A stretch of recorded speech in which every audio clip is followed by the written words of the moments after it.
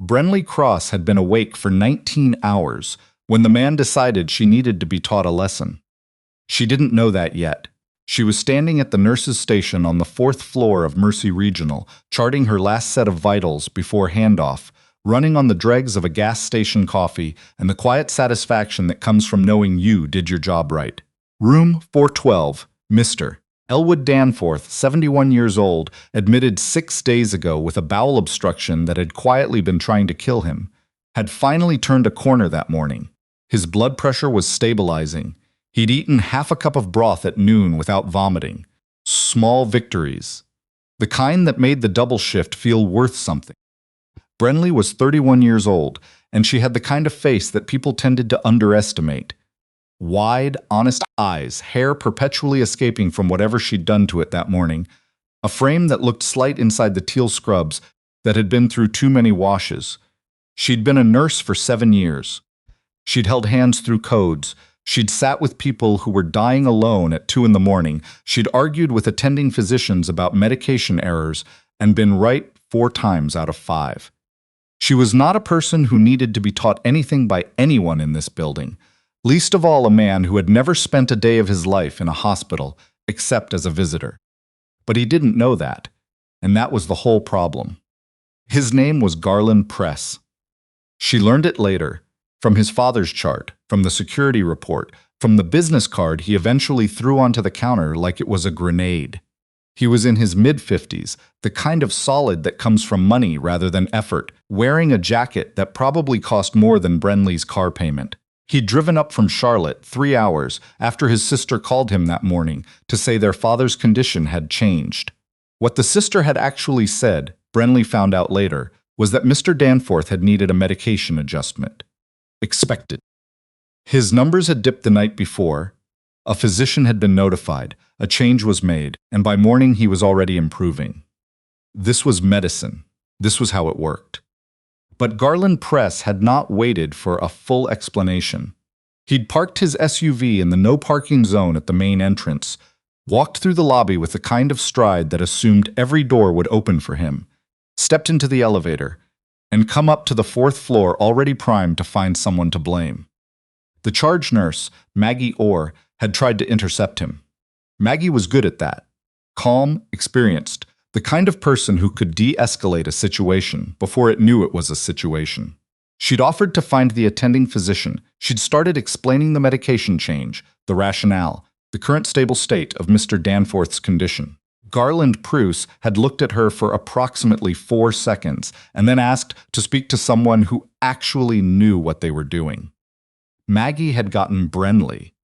That was the precise sequence of events that brought Brenley Cross out from behind the nurse's station and into the corridor outside room 412 with her tablet in her hand and her ID badge clipped to her left pocket and absolutely no idea what was coming. "Mr. Press," she said, "I'm Brenley Cross. I've been your father's primary nurse since Tuesday. I can walk you through." He crashed. The words came out flat and hot at the same time. "My sister called me this morning and said he crashed. His blood pressure dropped last night, yes. We notified the on-call physician at 2 a.m., made an adjustment to his fluids and is. You people changed his medication without telling the family." Press stepped forward.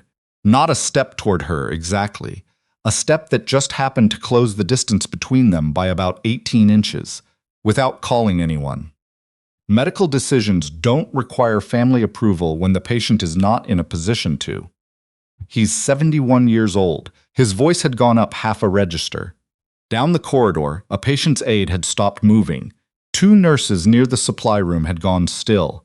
"He is not a number. He is my father. And you people are in here doing whatever you want to him at 2 in the morning without a single phone call." The on-call physician made a clinical decision, Brenley said. Her voice was steady. She had learned to keep it steady.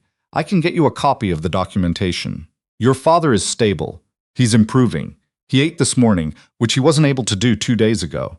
She held his gaze. "I understand you're scared, but he is okay." The word scared seemed to do something to Garland Press. Like she'd found a nerve he hadn't known was exposed and pressed directly on it. "Don't tell me what I am." He was close enough now that she could smell the coffee on his breath, The same gas station kind she'd had herself 4 hours ago, but his face was red in a way that had nothing to do with caffeine. Don't stand there in your little scrubs and tell me how to feel about my own father. Sir, if you'd like to speak with the attending physician, I want to speak with someone who can explain to me why my father almost died while no one called his family. He stepped forward again. And this time it was clearly a step toward her, and she stepped back, and her hip caught the corner of the rolling med cart beside her, and the tray on top of it went sideways. Her tablet hit the linoleum. Her ID badge tore off its clip. A cup of pens from the top of the cart scattered across the floor, a stupid, undignified clatter, and she felt her face go hot in a way that had nothing to do with anger and everything to do with the fact that there were 7 people in this hallway watching it happen. She bent to pick up the tablet. Don't walk away from me. His hand closed around her upper arm. He didn't yank her. It wasn't violent in the way that violence usually looks. It was the grip of a man who was used to being able to stop things, meetings, conversations, people, by simply asserting that they would stop. His fingers were hard. She felt the pressure in her shoulder. She straightened up, looked at his hand on her arm, looked at his face. Let go of me, she said, quietly, clearly. He did not let go. Down the hall, someone had gone for a phone. She could hear Maggie's voice somewhere behind her, firm and urgent.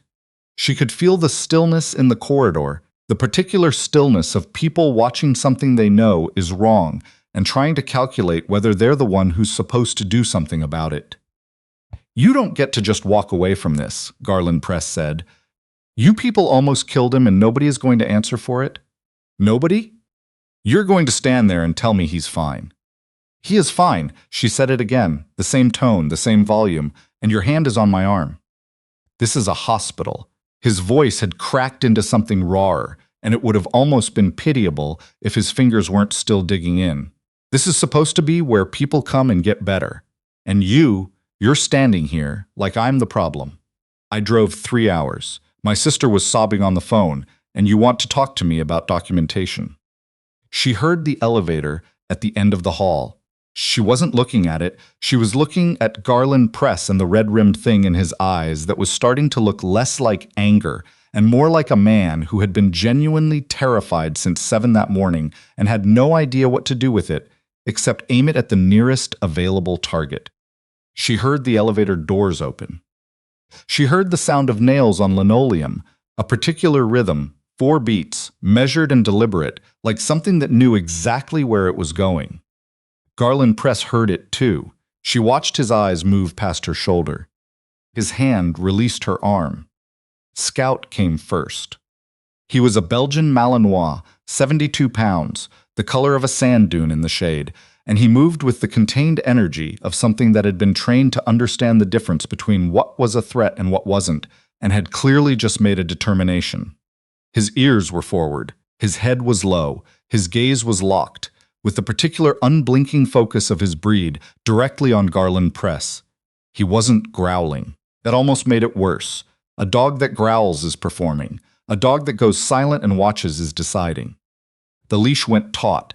It was a short leash, 2 feet of braided nylon attached to a tactical harness, and the other end of it was held by a man who had stopped walking about 15 feet away from Garland Press and was standing very, very still. Theron Wade was 35 years old. He was in civilian clothes, jeans, a gray thermal, work boots that had actually done work. He was not a large man in the way that announces itself. He was the kind of large that you only fully register when something has forced you to pay attention. He had the kind of stillness that is not the same as calm, the kind that comes from years of learning to read a room in the half-second before anything happens. He was looking at Garland Press's hand, the hand that had just been on Brenley's arm. The corridor had gone absolutely quiet. "Bren," Theron said. He didn't look at her. His eyes hadn't left Press. "You okay?" "I'm okay," she said. He nodded once, slowly, like that was the only piece of information he'd needed. Scout's gaze hadn't moved. The dog's weight had shifted forward by maybe an inch onto his front feet, and that inch was doing something to the atmosphere in the hallway that no one seemed to have words for. Garland Press was looking at the dog, then at Theron. His jaw worked for a moment. "Who are you?" he said, not quite a question. "I brought my wife lunch." Theron held up a paper bag in his free hand, the kind from the diner on Palmetto Street that Brenley had mentioned 3 days ago in passing. He set it down on the nurse's counter beside him, carefully, and his eyes returned to press. "I heard the last part of that. This is none of your business. You touched her." Theron said it the same way Brenley had said, "Let go of me." Quiet, clear, not a judgment, a statement of a thing that had happened and that he now knew about. "So it's my business." Maggie Orr appeared in Brenley's peripheral vision. She had her phone in her hand. Security was coming. "Your dog needs to be on a press started." "He's on a leash," Theron said. "He'll stay there. A beat, as long as we're just talking." The implication hung in the air between them like weather. Garland Press looked at Scout again. Scout looked back at him with the patient, absolute attention of a creature that had been trained to wait and had absolutely no problem doing so. "Sir." Brenley stepped forward, not toward Pruess, toward the space between them, into it, standing there in her teal scrubs with her ID badge still somewhere on the floor, and her tablet in her hand, and the steady, professional calm that she had maintained for the entire conversation returning to her voice. "Your father is in room 412. He is awake. He ate this morning. His blood pressure at the last check was 128/74, which is better than it's been since he was admitted. If you want to see him, if you want to sit with him and hold his hand and let him see your face, I will walk you in there right now." She held his gaze. "But you will not put your hands on me again, and you will not speak to me or anyone on this floor the way you've been speaking for the last 10 minutes. Are we clear?" Garland Press was breathing hard through his nose. Something in him had deflated, not all the way, and not gracefully, but genuinely. His eyes went to Theron, to Scout, back to Brenley. There was something in his face that she had seen before, in the faces of family members who had been holding their fear so tightly for so long that the moment they finally stopped holding it, they didn't know what to do next. He looked, suddenly, like a man who had driven 3 hours terrified that his father was dying. "I just want to see him," Garland Press said, and the raw simplicity of it knocked something loose in the hallway, in the air, in the way everyone present was standing. "Then let's go," Brenley said. She turned.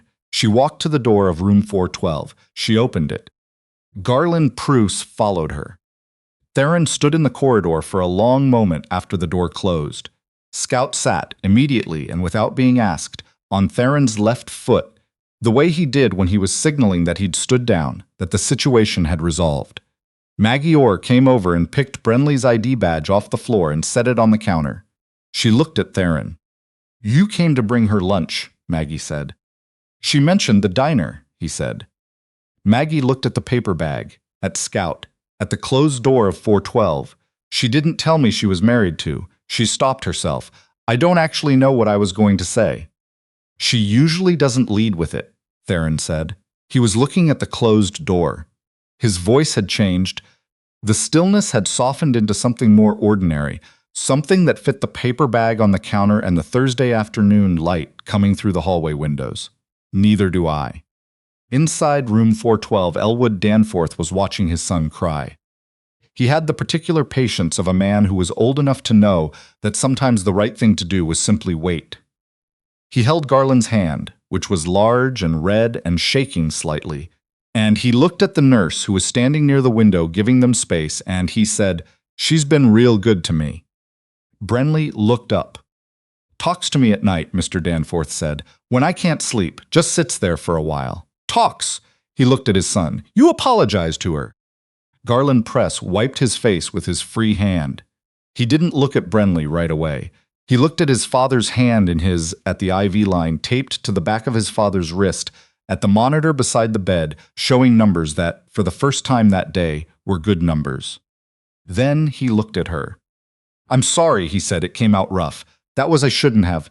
He stopped, started again. "I'm sorry." "I know," Brenley said. "I know you were scared." She left them alone after that. In the corridor, Theron was sitting in one of the chairs outside the room, with Scout beside him, the dog's head resting on Theron's knee. He looked up when the door opened. Brenley stood there for a second, and then she sat down in the chair next to him and leaned her head against his shoulder, and neither of them said anything for a minute. "You okay?" he asked again, different this time, quieter, just for her. "I'm okay," she said, also different. She felt him exhale. She had met Theron Wade 3 years ago on the 3rd floor of this building. Not the 4th, the 3rd, the orthopedic floor, after he'd come back from his 2nd deployment with a shoulder that had been rebuilt by a field surgeon in adverse conditions and then never quite healed correctly. He'd been quiet in the way of people who have learned that silence is safer. He'd had no interest in eating. She'd pulled up a chair one evening during a slow shift and asked him what he actually wanted to do when he got out of here, and he'd told her, after a long pause, that he wasn't sure he wanted to do anything. She'd heard what he meant. She'd sat there for another hour. She wasn't his therapist. She wasn't his anything. She was a nurse, and she had done what nurses do, which is sometimes simply refuse to leave a person alone with the worst version of their own thoughts. He came back after discharge, just walked in one afternoon with a coffee, a real one, not the gas station kind, and set it on the counter at the nurse's station. Said he'd wanted to say thank you properly. She'd been busy. They'd talked for 11 minutes. He'd come back again the next week. 3 years. A small house on a quiet street. A dog who took up most of the bed. A marriage that was not perfect and was not dramatic, that was just two people who had found each other after years of functioning on their own and had decided quietly to stop doing that. She had never once in this building talked about him. He had never once, in 3 years of marriage, walked through those doors. She kept her work life and her home life separate the way you keep two things separate when both of them matter and you want to protect them equally. Today hadn't been a choice. He'd had the bag from the diner and he'd stepped off the elevator, and the situation had already been what it was. "Scout thought you needed backup," Theron said. Brenley looked at the dog. Scout was looking back at her with the total uncomplicated devotion of his kind. Is that what that was? He takes his job seriously. She reached over and scratched behind Scout's ear. The dog closed his eyes. "The man's father is actually doing better," she said. "You told him that." He wasn't ready to hear it yet. He needed to see it. She was quiet for a moment. He's been holding it together all day, since his sister called. You could tell. Theron looked at her sideways. It was the thing he did when he was trying to figure out how she managed to do it, to look at people like Garland Press and still see the thing underneath. He'd asked her once, early on, how she didn't just get burned out by all of it. She'd said something he still thought about. She'd said that burned out usually means you stopped seeing people and started seeing problems. She said as long as she could still see the person, she was okay. He'd thought about that for weeks after. "You ate anything today?" he asked. "Not since this morning." "There's a Reuben in that bag, and those sweet potato fries you like." She sat up, looked at the bag on the counter. "You remembered about the sweet potato fries. You mention them every time we drive past that place." She stood up, and he stood up beside her, and Scout stood up because Scout was not interested in being left out. She went to the counter and opened the bag, and the smell of it was so good and so ordinary in the particular fluorescent reality of this corridor that she felt something in her chest that she hadn't realized had been clenched since the moment Garland Priest's hand closed around her arm. She exhaled, long and slow. Maggie came around the corner with 2 cups of coffee, set them down, and said nothing because Maggie Orr had been a nurse for 22 years and knew the difference between a moment that needed words and one that didn't. The incident report was filed. Security had a brief conversation with Garland Press, which Brenley was not present for and did not request a summary of. The formal complaint to HR was discussed and ultimately declined. These were administrative facts. They happened in the way that administrative things happen, shuffled through channels and eventually resolved in the gray and unflashy manner of institutions. What happened in room 412 for the rest of that afternoon was not administrative. Elwood Danforth talked to his son. Not about medication orders or blood pressure readings or what had or hadn't been communicated at 2 in the morning. About other things. About the house Garland had grown up in. about his wife who had been gone 11 years, about the fishing trips they hadn't taken and probably should have, and the ones they had taken, and what the light looked like on a particular lake in Vermont in September.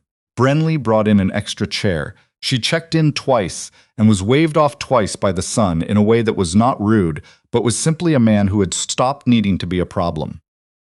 When Garland Press left the building at 6:15 that evening, he stopped at the nurse's station. Brenley was already gone. Her shift had ended, Maggie had practically pushed her out, but he left something with the charge nurse. A note on the back of one of his business cards. Maggie saved it. She gave it to Brenley the next morning. It said, "What I did today was inexcusable. What you did for my father this week clearly wasn't. I'm sorry for confusing the two. G. Press." Brenley read it twice, folded it, put it in her pocket. She thought about what it cost a man like that to write something like that. She thought it probably cost more than he was used to paying for things, which was why it mattered. She went in to check on Mr. Danforth. He was watching the weather report on the television mounted to the wall, and he was eating the hospital scrambled eggs with an expression of peaceful resignation. And when she came in, he muted the television and looked at her with the particular alertness of someone who hadn't been managing to pay attention for days and suddenly was. "That your husband yesterday?" he said. "With the dog?" "Yes," she said. He nodded slowly. "What branch?" "Navy." Another nod. Elwood Danforth had the weathered look of a man who had done time somewhere himself, once, a long time ago. "He seems like a good one," he said. She thought about Theron Wade standing in the hallway with a paper bag from the diner and 72 pounds of Belgian Malinois, and that specific quality of stillness that she had first seen in him 3 years ago in a hospital bed on the 3rd floor, a stillness that she now understood was not emptiness but the opposite. The accumulated weight of a man who had been through things and come back from them and was still, improbably, here. "He is," she said. She straightened his pillow. She checked the monitor. His numbers were good, had been good since yesterday morning, and were trending better. She wrote it down. She would tell the attending at rounds. Small victories. She moved toward the door. "You know what I told my son last night?" Mr. Danforth said. She turned. "I said, the people who take care of you when you can't take care of yourself, you remember them. You don't always say it, but you remember." He looked at the muted television for a moment. "My boy doesn't say things, but he'll remember." She stood in the doorway for a second. Outside, through the narrow window at the end of the corridor, the morning was gray and ordinary, and entirely itself. "You should eat those eggs before they get cold," she said. He picked up his fork, already cold. "Then eat them anyway." He almost smiled. She walked back out into the hallway, back to the nurse's station, back to the charting and the rounds and the particular, unremarkable rhythm of doing a job that mattered in ways that almost never got acknowledged and occasionally in the space of a single afternoon became impossible to ignore.